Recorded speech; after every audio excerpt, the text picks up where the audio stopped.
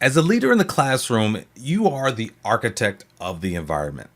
Now, as the year goes on, things can be challenging for teachers. Now, I know for myself, it was around February. That's when I began to become. I was a little fatigued, a little worn out, tired, and frustrated with some students who I may have been working with, and I'm trying to get them to make good decisions, and just frustrated with the decisions that they're making, feeling like I'm not making an impact with this student.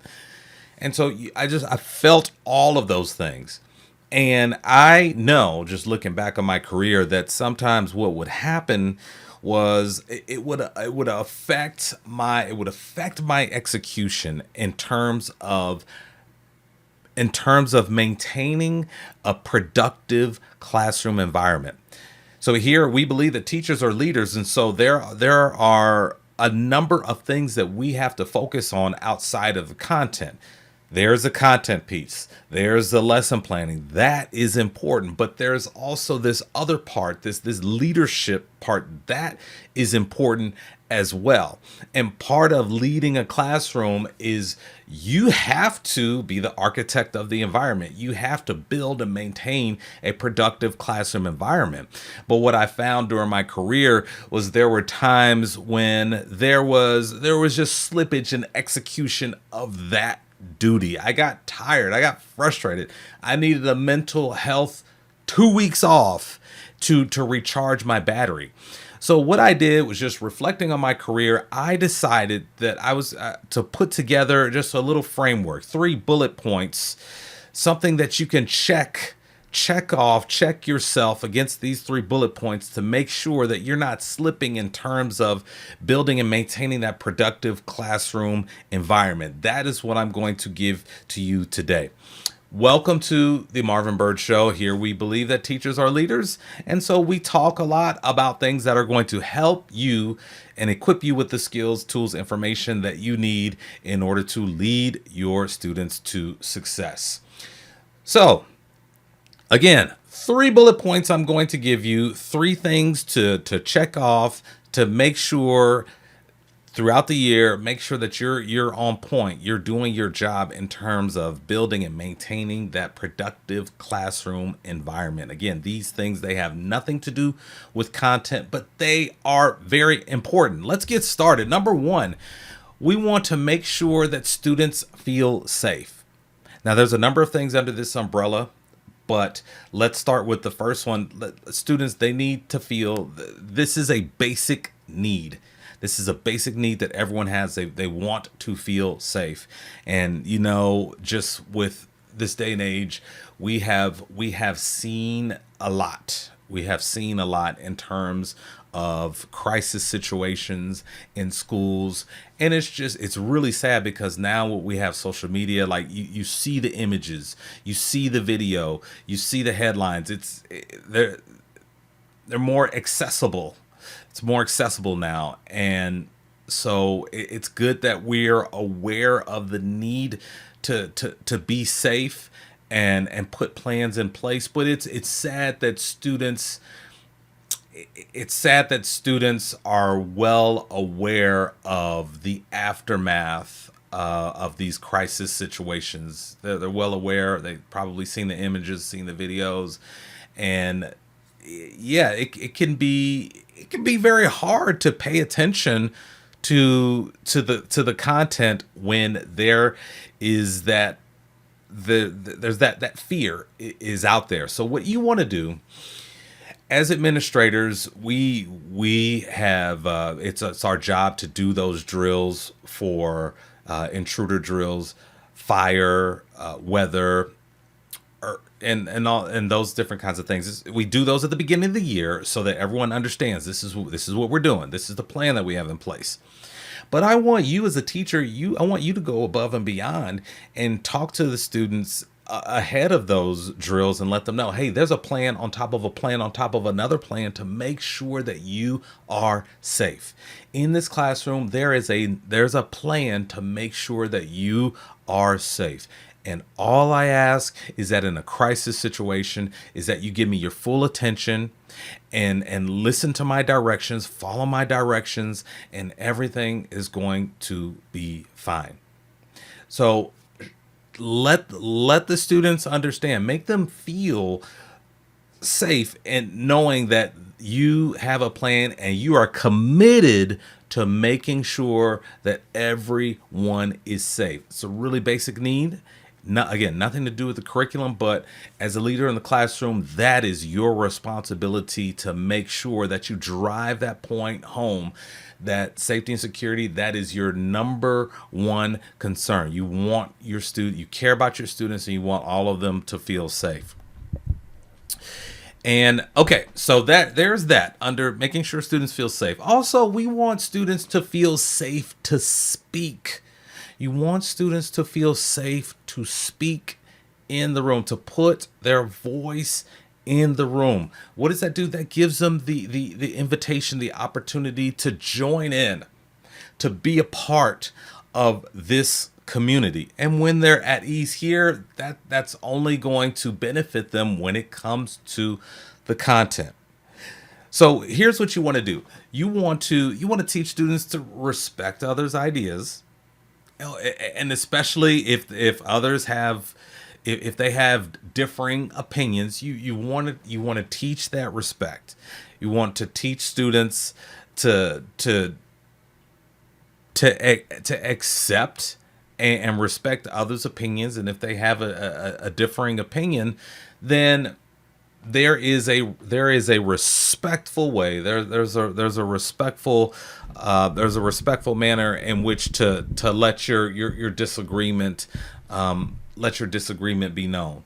So, but students, they shouldn't be belittled. They shouldn't be laughed at if they have an outside the box idea. If there's a way that they do things in their family that's different.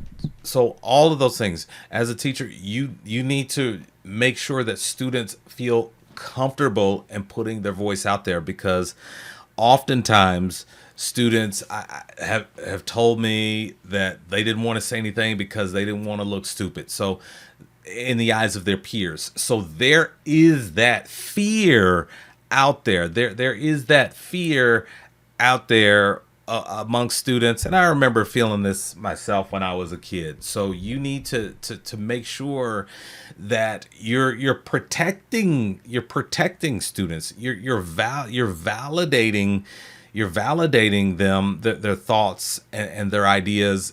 And so when students who are really hesitant to speak, when they see that you're going out of your way to protect students and their feelings, and you're respecting their thoughts, and other students are respecting different thoughts and ideas, then yeah, that student who's really hesitant, they're gonna feel like, oh, okay, maybe I can throw a little something out there, and I won't have to worry about feeling bad. Safe to speak. Students need to feel safe to put their voice in the classroom, to really belong, to really participate in this classroom community. Next up, students, what you do in order to make sure students feel safe to speak is you got to celebrate mistakes. Celebrate those mistakes. Those mistakes, that means that we're one step closer to getting it right, or one step closer to getting to the solution. And what this does is, what goes along with this is it encourages students to take risks as well. When we celebrate these mistakes, because these mistakes, there's opportunity here in these mistakes. What I tell students is that, when we make mistakes, we get feedback, and feedback it gives us the opportunity to try again with better information. And that's all good. That's all good. And then the other thing under that, in order to make sure students feel safe to speak, we want to emphasize the process. Emphasize the process by which we attain the information that we're supposed to attain, the process by which we get the right answer that we need to get. if we're really emphasizing that process and not so much the answer, if we're emphasizing that process, what that does is that gives us all a universal language to speak, and then it also builds that habit. And I like math is really good for this. Like step 1, step 2, step 3, step 4. These are the steps. These are my habits. These are the things that I'm looking for. That's universal. That's universal. Everyone can follow these steps. Everyone can develop these habits, no matter who you are, no matter where you come from. You can follow these steps. You can go through this process and speak this universal language of these steps. If you can do that, if the student can do that, then their teacher can work with them on using that process in order to arrive at the correct answer, in order to acquire that information. And I think that when students understand that, when they really see that, when that light bulb goes off in their head, they're going to think, oh, wow, this really does work. If I really do dig in, then I can be good at social studies. Oftentimes, I had students come into my classroom and say, oh, I'm not good at social studies. And you know what they were doing? They were laying the groundwork, the foundation for lack of effort. Or I'm gonna goof off in your class. And that was definitely a mistake, because Dr. Berg corrected that behavior real quick. You're not gonna sit in my class and not do work and disrupt my class. That's not gonna happen. Not gonna happen. So anyways, but no, it was just so cool when you saw that student who had that low self-esteem about their ability to succeed in my class. And then, these are the steps, follow the steps, do the steps. And then that light bulb will go off and they would say, oh my gosh, I can do this. Yes, you can. Yes, you can. And again, this helps students to feel safe. So their basic safety, we want to make sure that they feel safe. And then we want them to feel safe to speak. Like it's just, learning is just now, it's just such a communal, it's a communal, what word am I looking for? I can't think of it. But anyways, it's you're building a learning community. That's what you're doing. And that's why it's important that students feel safe to speak, to put their voice in a room, because we're building a community. Because ultimately what's going to happen is, students are going to learn from you as their teacher, but they're going to learn from each other. They're going to learn from each other. They're going to challenge each other.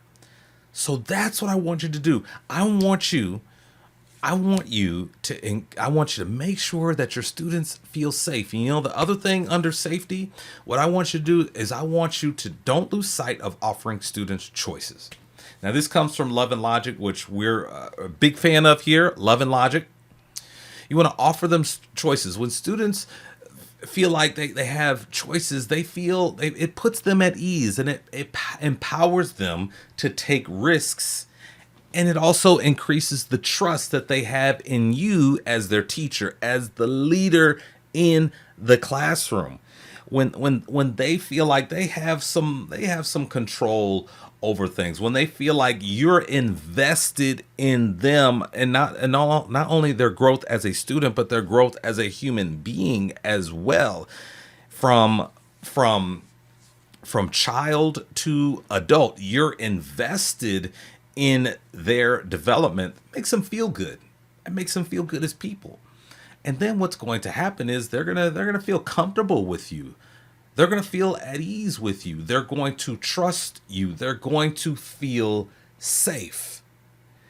And then the bonus on top of that is they're going to learn what it's like to make a decision, read that feedback, and then learn from the feedback and use that learning in order to make their future decisions, which are going to be, they're going to have better outcomes because now they're open to evaluating that feedback because it was their decision. It was their decision. And you as a leader, when you offer them these choices, you have to sit down with them and help them and make sure that they're evaluating that feedback. Make sure that they're evaluating that feedback, because there's nothing better. There's nothing better than watching a student look at the feedback, observe the feedback, learn from the feedback, try again, and they do a little bit better the next time. Then with you as a teacher, you can be their cheerleader. You can say, hey, look what you did. Look what you did this. You made these decisions. You made sure that you were going to dig into this feedback and you were going to try again with better information, and you did better. You can do this. You absolutely belong here. Absolutely. Wonderful job. You can do this. You can succeed in this classroom. You can succeed in this honors level classroom. I know there was some doubt at the beginning, but you got this. You can do this. All right. So that's number one. Again, we're looking at a framework. This is a framework that you can look at throughout the year to make sure that you still have excellence in your execution in maintaining a productive classroom environment. Students are succeeding. That is the mission. Okay. That's the mission. Next up, you want to make sure that your students, they feel seen.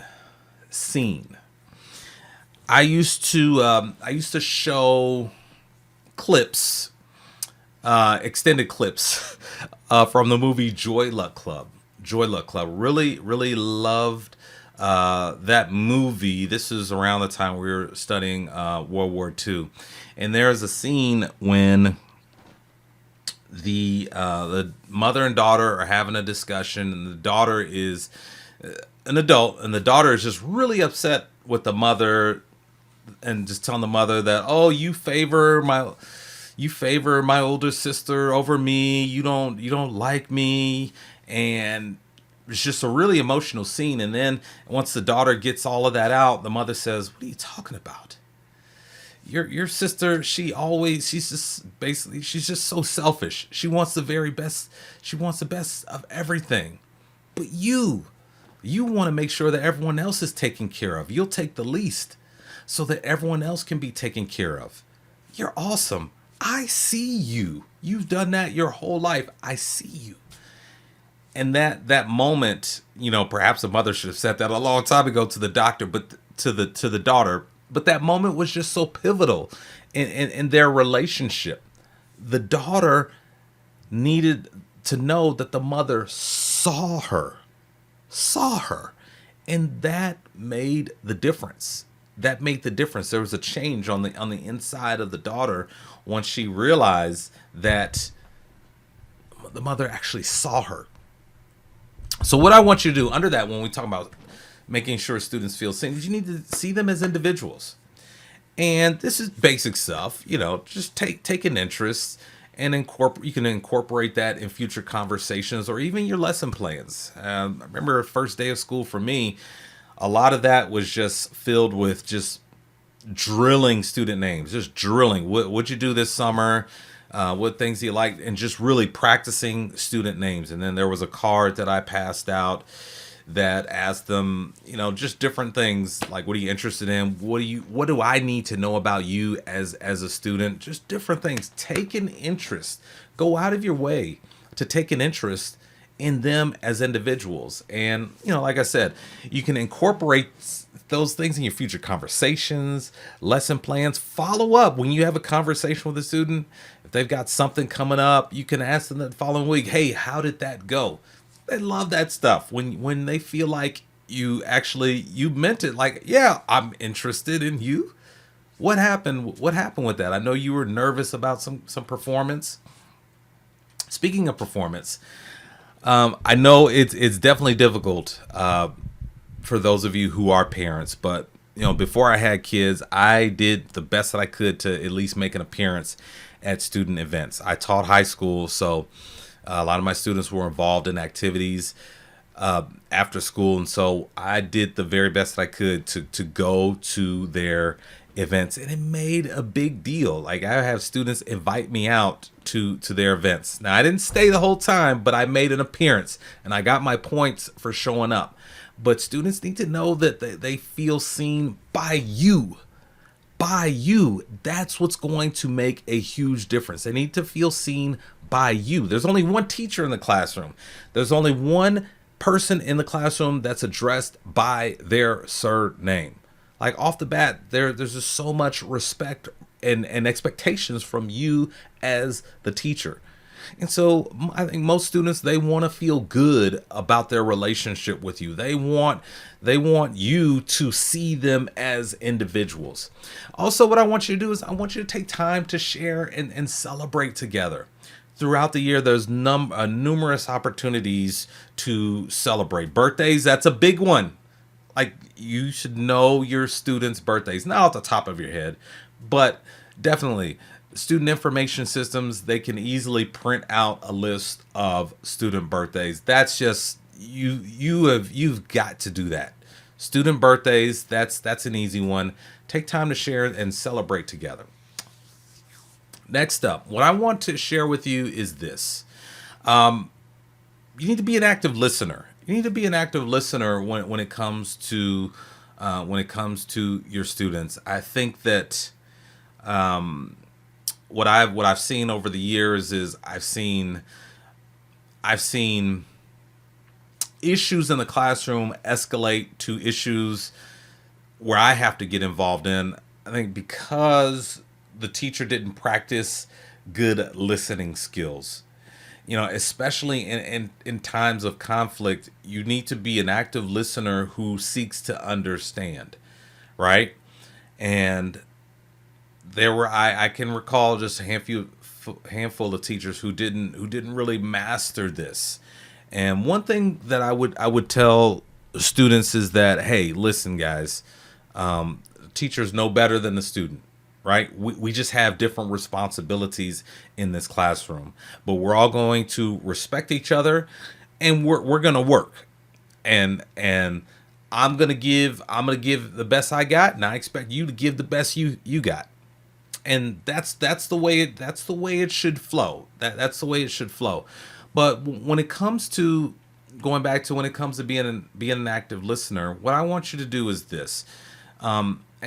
Here's again, the why is because it's an act of respect. It's an act of respect, and oftentimes students feel like, oh, just because you're the teacher, they're not going to get a fair shake. They're not going to be heard. And so what we want to do is we want to get that out of their mind. We want to have an open and honest conversation with them, whether it could be a crisis situation or not. We want them to feel like, hey, we're having a one-on-one conversation. Respect is flowing both ways, and we're trying to figure something out. Okay, so what I want you to do is I want you to listen with your body. Number one, when we talk about being an active listener, listen with your body. A lot of students they're just not masters at having face-to-face conversations. And so you're going to have to model for them what that looks like. It can mean give a head nod. As teachers, we talk a lot with our hands. And so I'll do this to show someone that, I understand. I understand what you're saying there. Just to show that, hey, I'm in this conversation, right? I'm engaged in this conversation. I'm listening to you, right? And then number two, what you want to do to be an active listener is you need to ask questions. You need to ask clarifying questions. So just to make sure that you understand exactly what they're saying. Because ultimately what you want to do at the end of the conversation is you want to be able to summarize, okay, this is what I'm hearing. Correct me if I'm wrong, okay? Again, we want to make sure, this is because we want to make sure the students feel seen. I see you. I'm listening to you. I'm understanding everything that you're telling me. I'm so into this conversation that like you got my body is listening to you and tuned in to what you are telling me right now. And then number three, and this especially applies to if there's a disagreement, potential crisis. You want to make sure that you're not planning on what you're going to say while they're talking. Okay, it's not a debate, and that's something that you never want to be in. You don't want to be in a back and forth with students. As teachers, as leaders, we don't argue with students. Let me say that again. As teachers, we don't argue with students. Now, what we will do is we will have a conversation with students at an appropriate time, appropriate place, especially if it's one that we're talking about a disagreement, could be possibly contentious. It doesn't have to be. It doesn't have to be, because with your leadership, if you're an active listener, you've been leading the classroom with empathy throughout the year, they should understand that, hey, I'm not your enemy, but I am listening to you in this moment, and I'm not trying to debate you, not trying to win an argument. So again, that's important, ladies and gentlemen. Don't be thinking about what you're going to say next as they're talking. If you want to be an active listener, and I'll tell you, it goes a long way when the other person feels like you're actively listening to them, especially for students, when they feel like you're giving them a chance to speak, you're processing what they have to say. Now, the outcome, it may not be what they like. And I've done this many times as administrator. Like when I know based off the information and evidence that I have, oh, this student's being suspended. But you know what? Let me listen. I'm going to be an active listener. I'm going to hear you out. And I'm going to head nod, listen with my body. I'm going to ask questions. I'm not planning on what I'm going to say next as a person is talking. I'm going to hear them out. But at the end of this conversation, I'm calling your mother because you're going home. You're going to be suspended for 3 days. So I know all that. But remember, that student is coming back to school. So what I'm doing by listening to them, being an active listener, is I am planting seeds for the future. Okay? Planting seeds for the future. Man, Dr. Bird treated me with so much respect. He listened to me, even though I knew I was going to be suspended, but he listened to me. He engaged me, didn't debate me. So, he goes, I'm going to serve my 3 days of OSS, but when I come back, I'm going to behave in that teacher's classroom. That's the purpose. That's the payoff. That's the fruit. When we change that student's mindset based on the conversation that we had. It wasn't a back and forth contentious conversation. No. Just respect. You're a student in this school. You will continue to be a student in the school after you serve these consequences. All right, so that's number two.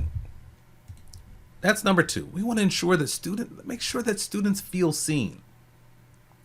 And then number three, ladies and gentlemen, we want to make sure that students are self-confident. All right. If a student struggles with their confidence in achieving success with your content, then nothing positive comes as a result. So you have to attack this area of mindset. Famous quote, Henry Ford says, whether you believe you can or you can't, you're right. Again, whether you believe you can or you can't, you're right.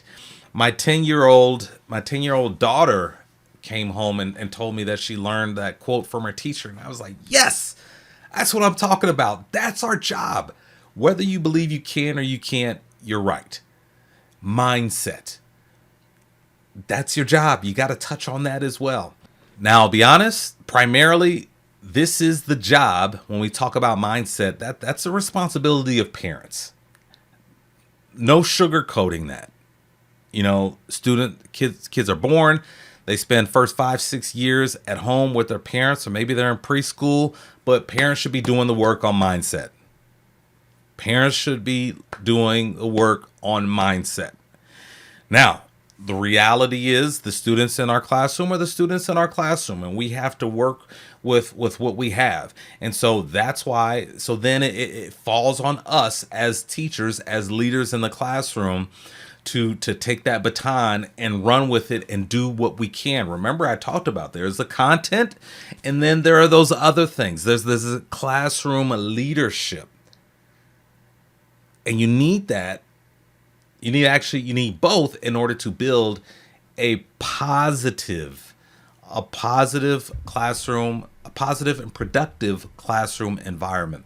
So let's look at, I'm going to give you 3 quick tips to assist in mindset, assist in the acquisition of that growth mindset. So number 1, we need to empower them with the right language. Empower them with the right language. Language is important. Language is important. From here comes this.